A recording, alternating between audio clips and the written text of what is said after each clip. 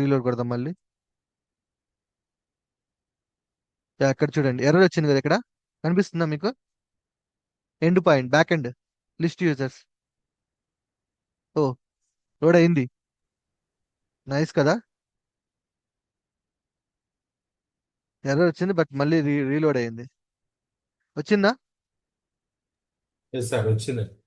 Okay.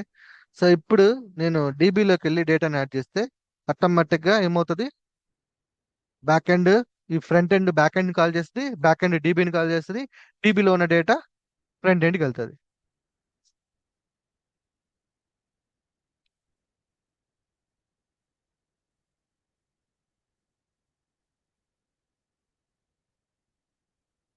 అందుకే front end చాలా easy అయిపోయింది. ఎంతసేపు పట్టింది అప్లికేషన్, అది మీకు ఎక్స్ప్లెయిన్ చేస్తూ చేశాను కాబట్టి ఎంతసేపు పట్టింది.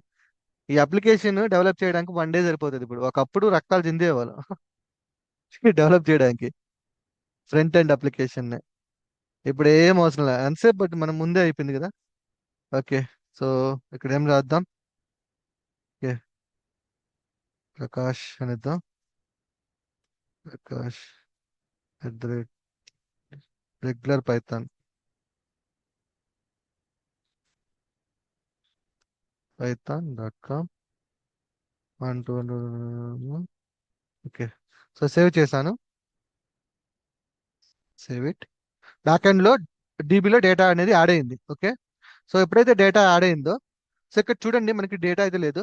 నేను ఎప్పుడైతే ఫ్రంట్ ఎండ్ ని రీఫ్రెష్ చేస్తానో, ఈ ఫ్రంట్ ఎండ్ ఏం చేస్తుంది అంటే బ్యాక్ ఎండ్ లో ఉన్న ఈ ఏపీఐ ఉంది కదా, ఈ ఏపీఐని కాల్ చేస్తుంది. అప్పుడు ఈ ఇక్కడికి వచ్చి మనం డెవలప్ చేస్తాం కదా ప్రీవియస్ ప్రాజెక్ట్ లో, ఆ ఎండ్ పాయింట్ ట్రిగ్గర్ అవుతుంది. ట్రిగ్గర్ అయ్యి మనకి రెస్పాన్స్ వస్తుంది. ఆ రెస్పాన్స్ మళ్ళీ ఫ్రంట్ ఎండ్ పంపిస్తుంది. ఫ్రంట్ ఎండ్ తీసుకు